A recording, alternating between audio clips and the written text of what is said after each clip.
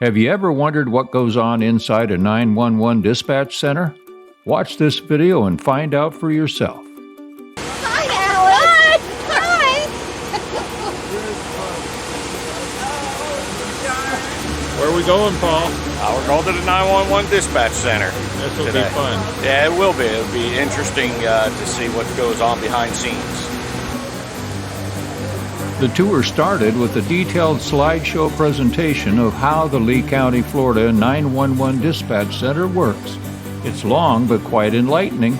If you'd prefer to skip that and jump ahead where I joined a dispatcher at their workstation, fast forward to the 17-minute mark of this video.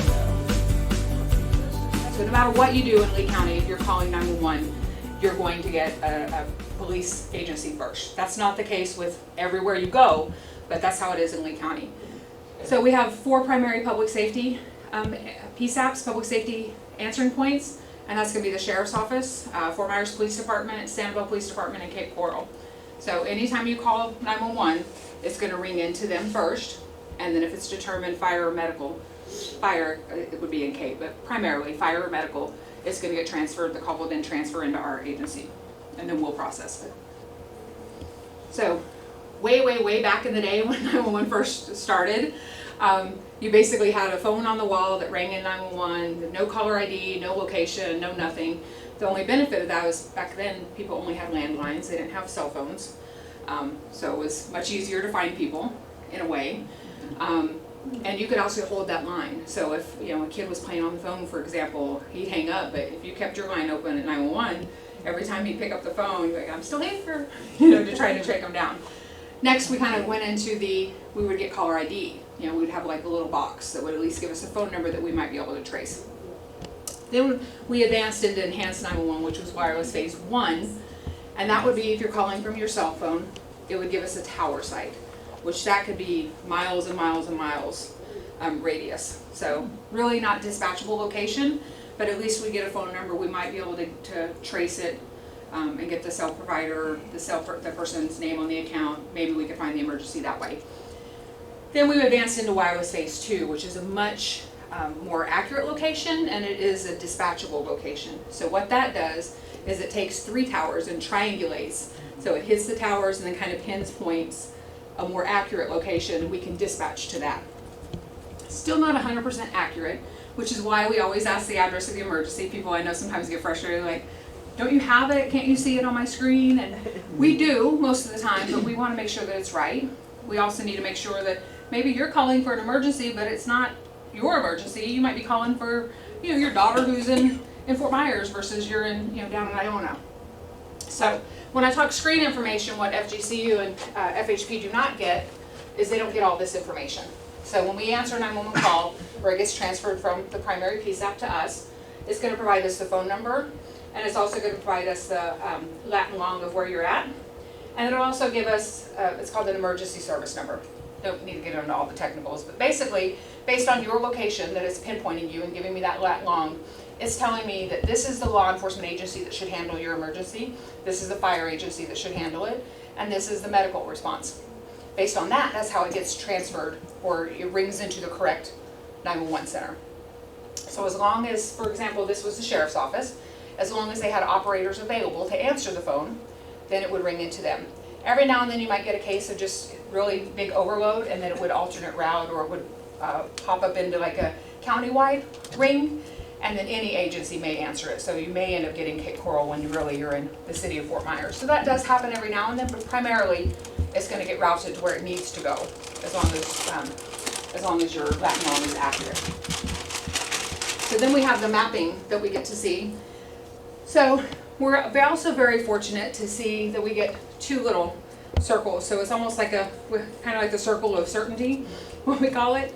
So when we see 2 circles, it's 2 different, checking 2 different resources. And when they're on top of each other, that kind of lets us know, okay, these 2 entities are giving us the same information basically. So that should be, we're a little bit more comfortable to kind of go with what our map shows. So the one that you don't see is the farther one, or the one in the back, is from the cell tower, the cell carrier, right? That's our wireless phase 2 hit, GPS location.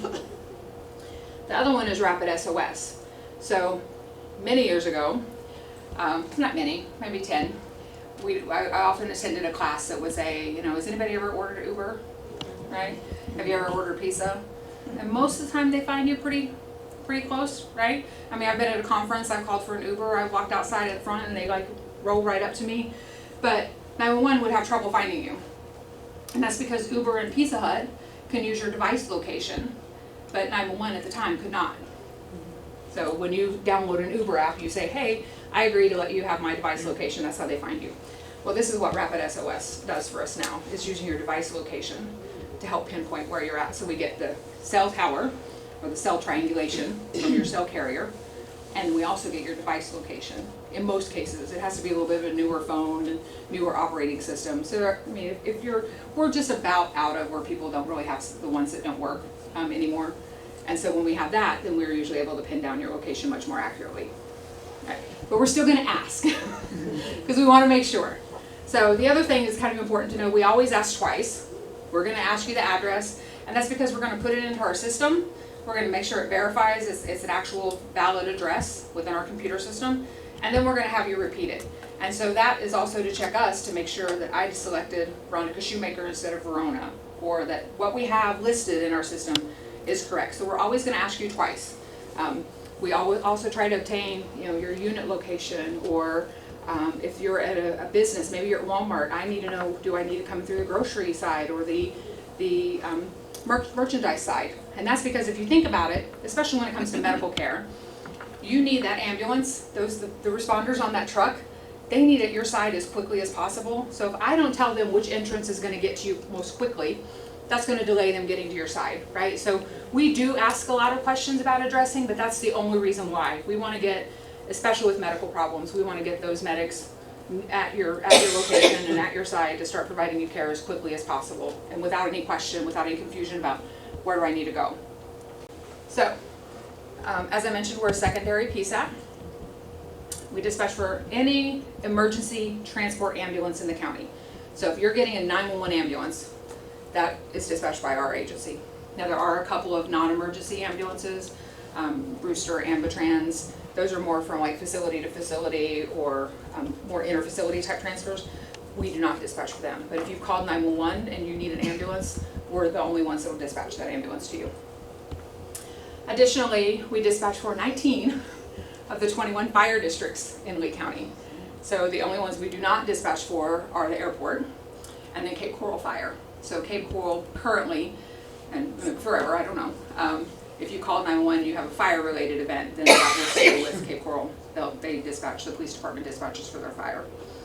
Sometimes it gets transferred to us just because we do fire, but for the most part, that's how we handle.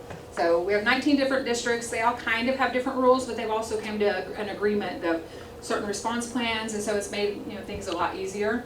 But there are still, you can't have the same resources sent if you're down in Iona or down in Estero that you would get sent in Bayshore, for example, because there's not that as many available apparatus. Smaller department, smaller. But that's why the protocols come in really handy, and the determinants, and it can tell us what type of apparatus needs to send, do we need to get mutual aid, and what have you. So when you guys go into leak control, and I know it's going to be kind of brief, and depending, sometimes it's super chaotic, sometimes it's not. Maybe you'll be the white cloud that comes in and makes everything peaceful, which is bad because sometimes we want you to see the action, but we'll see.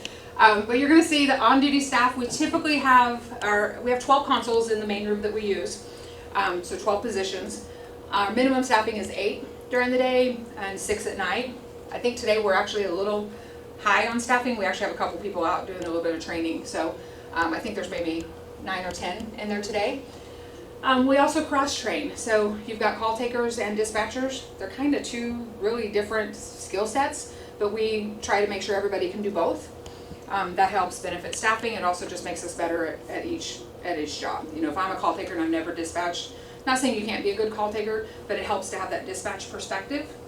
And the other way around, if you're a dispatcher and you've never taken a call, you really, you're just not as, you're less likely to be as good. So we like to try to cross-train everybody. I talked about the 12 consoles. We also have one supervisor on every shift. So they're like the person in charge, in addition to admin staff, of course. And they're a lieutenant rank. And then each supervisor has an assistant supervisor.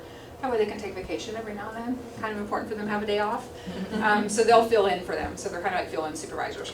Additionally, we also have several certified training officers that obtain additional certifications, and they could feasibly run a shift. Let's say we had a meeting or something, they could run a shift for a brief time, and as long as we're kind of readily available. They were off Monday, Tuesday, so they'll work Wednesday, Thursday, and then they'll be off Friday, Saturday, Sunday, kind of like that. So the nice thing is every shift gets every other Friday, Saturday, Sunday off. So they get that nice 3-day weekend. And some of them will come in and work overtime or help out if we need them, but it's nice to have that every other 3-day weekend. Our call processing time. So on average, from beginning of I answer the phone to the time I hang up, that's about 3 minutes and 30 seconds. Time before dispatch is about 2 minutes on average, and that will vary though depending on the nature of the emergency. So ironically, calls that are really low acuity, so let's say you called and maybe maybe you cut your toe, right? And that happens.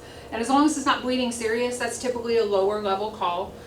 So it may have a few extra questions versus if you're calling because somebody is in cardiac arrest, that gets dispatched right away. So that time that it takes to process that call is way less. So it does vary. Dispatch. So what a lot of people don't know is that when you call, and like Chief Alba said, sometimes it seems like there are a lot of questions, but a lot of times those questions are being asked after the call has already been dispatched. So just because the call taker is still on the phone trying to gather information doesn't mean that you don't already have responders on the way. A lot of times they are. They most definitely are when we start to get into some of our instructions. So there's a send point. Depending on the seriousness of the call, that send point is early on versus maybe it's trying to flesh out, is there anything more serious going on? Because we want to send the right resource. So like I mentioned, so say you had maybe instead of a cut toe, maybe you've got a stub toe, right? That's just a general illness, nothing else, just sick, call. That has a lot of questions because we're going to make sure you're not having chest pain, are you? Or you're not bleeding serious, are you? Because those are things that would prompt a higher level response. So it's going to try to flesh that out because that's important. It's important because we have different responders, different types of qualifications that we need to send. So on average, I apologize, I forgot to mention before I hit the slide. Our calls usually are on average are dispatched within 90 seconds, or sent to be dispatched within 90 seconds. Most calls get dispatched, so once the dispatcher receives it, it's usually dispatched within 30 seconds. County ordinance does have a 3-minute rule that within 3 minutes it has to be dispatched. Otherwise, the Board of County Commissioners, they get an email and everybody's like, oh, what happened? So in this case, there was a seizure going on. We're always going to confirm unless it's obvious that you are with the patient. Now, sometimes what may seem obvious is really not, so we just want to make sure. And that's important because I'm going to give you instructions, and if you're not with the patient, I want to be able to tell you to try to get back to the patient because you're going to need to render some care, possibly. Most of the time we know it's only one person's injured or sick. Then we're going to ask the patient's age, because that does matter. It matters with certain protocols or certain questions we ask. The priority may be varied. If you're having a heart problem or chest pain, but you're 25 and you don't have previous history, that's a low level call versus over 35, it's a much higher level call. So we always need to get the age if possible.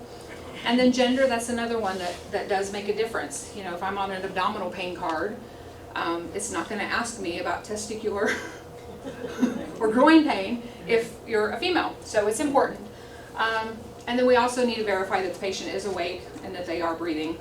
You'd be surprised sometimes that we don't know that at that point. So we always need to ask that unless it's a first party, and that's just again to confirm, because if they're not, we need to get something going, either open airway or CPR. And then based on what we know here, we're going to choose what we call a chief complaint or a protocol. That protocol for this case is the seizure card, and it's going to ask questions that are very specific to a seizure that I'm not going to get if I don't choose the right protocol. So if I were to choose a 10, for example, instead of a 12, a 10 is chest pain, it's not going to ask me about what type of seizure it is, or has the seizure stopped, or things that are really important. So again, that's kind of why we ask so many questions, because it will matter. And we want to send the right response. So once we get into the software, and you guys will get to probably see at least a test version, we're going to go through key questions that are in this protocol. So in this case, we asked what kind of seizure it was, that's one that we don't actually ask you, we just know based on what you told us. There's different types, you know, an absent or pending or generalized. So this was a generalized seizure. We're gonna ask if you had more than one in a row, and then we're gonna ask if the patient's diabetic, also if their patient's epileptic or diagnosed seizure disorder, because that also makes a difference in the response. And then we're gonna ask if there's any history of stroke or brain tumor. All of those things will make a difference on our code, which could determine, do you get, in this case, it's actually, they always get an ALS because seizures are a little dangerous. So, but it's gonna determine, well, you get fired too. It's not a good example. But if this were like the 10, like I mentioned, so if it was a 10 alpha, that would get a BLS truck, which is basic life support. And in some instances, fire would not respond as well. For seizure though, it doesn't matter what determinant it is, you're always going to get an ALS truck and you're always going to get a fire response. Again, just because seizures could also be a precursor to something more serious. All right, so on this next screen, we're going to talk a little bit about the code. So I've asked all the questions, right? And then I get this code right here. So this code, we can decipher it. It means something. So this tells me the 12, that's a seizure call. It's a delta level, so that means it's the lights and sirens response. 2, they were epileptic and they were no longer seizing. And then E, they have a history of epilepsy. So based on that code, as soon as I get to this point, that's going to the dispatcher. So I still have some talking to do, but the dispatcher's already getting it sent, okay? So once we go through that, I'm at this point, then I'm gonna give you some instructions. And these are, you know, sometimes we really have to read them verbatim, and that's because we don't wanna unintentionally change the meaning of that instruction because it's medical stuff. So we do our best not to sound robotic, but it's really important that we read these instructions very, you know, we're really paying attention, because the last thing I would want to do would be to change one word that would impact the meaning of that instruction. And now you've done something incorrectly that I've told you to do incorrectly that has put, you know, potentially put the patient at risk. So these are all read verbatim. So once we do all this, then depending on the situation, we're going to link to either get out of the call, we're done, we're going to give you some final instructions and hang up, or most of the time with seizures, we're going to stay on the phone with you.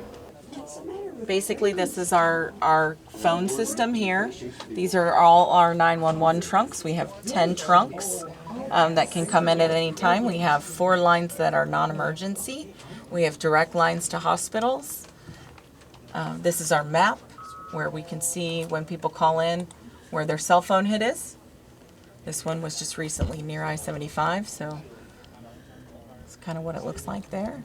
And everything has addresses on it that we can know where you are, usually within a good, you know, it hit right on top of the warehouse that was calling. So it's always good to know your address, though, definitely where you're calling from. This is our CAD map over here. It shows most of our units that are out in Lee County and where their stations are. When you say units, what do you mean? Fire units and EMS units. Okay. Let's say down here in Cypress Cove area, this is one of the closest medics to you guys, which is Medic 8. They just left the hospital, and it looks like they are headed back to their station, which is right here off of Winkler and Summerlin. So it's real time. Yeah, you can see them moving. Watch them move. We'll see if they're speeding. There they go. We don't know their speed, but they. It all depends on traffic. Usually, I've seen units sit in traffic on San Carlos Boulevard for a good amount of time. So that's basically it on our CAD side over here in phones. So I can take a call for you guys to see. Call takers here work 12-hour shifts. Normally they would come in, they need to clock in probably about 7 minutes before their time, usually, before they're due. Log into your CAD, log into your phone, your map. There's several things we have to log into. Also, it's really important that we stay informed on all emails for the department, because things change quite a bit around here. So if there's any response changes or call taking changes or any trainings we need to do, we also do that sitting here in between calls. So most of the time our call takers usually take about 30 to 40 sometimes 60 calls a day. Yeah. I've seen call takers take 100 calls a day in season on 12 hours. Season, it's very busy for us. We had a wonderful introduction. Now, what's your job specifically? My job is the operations supervisor for the dispatch center. I'm in charge of the lieutenants and maintaining their relationship with their staff on their shifts. I help with daily call-outs if we have anybody sick, our time cards, that kind of stuff. Morale, keeping morale up. They recently started a texting thing after you've had an experience with 911. You may get a text if you had an ambulance that says, how was your 911 call taker experience? And you're able to leave comments. Okay. And I go through those daily, and I make little presentation, little video of the little snippets of who got what information that day, because morale is a really big thing in this job. We had a really nice introduction program before we came in to here, and I'm surprised at how much good attention you've given this tour group. Do you get many tours through here? Oh yes, we take all the new fire academy students for the public safety academy that's just down the road off Michigan. We take them. We do tours with the Bonita Association of Realtors, like a professional association. We do those.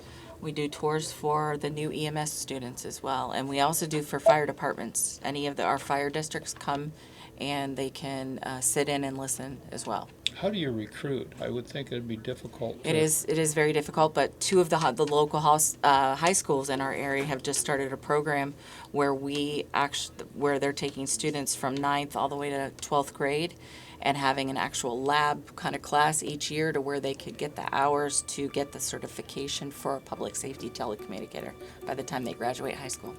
Thank you for your service. Oh, you're welcome. You're welcome. This is terrific. Awesome. Thank you. Have a great day. You too.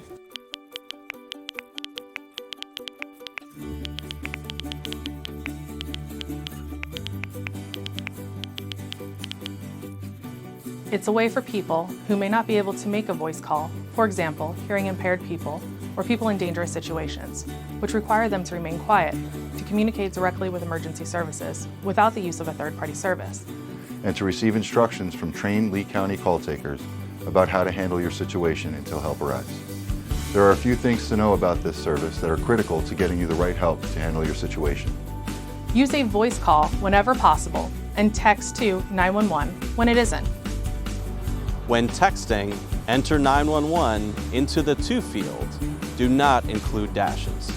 Give your location and what type of emergency.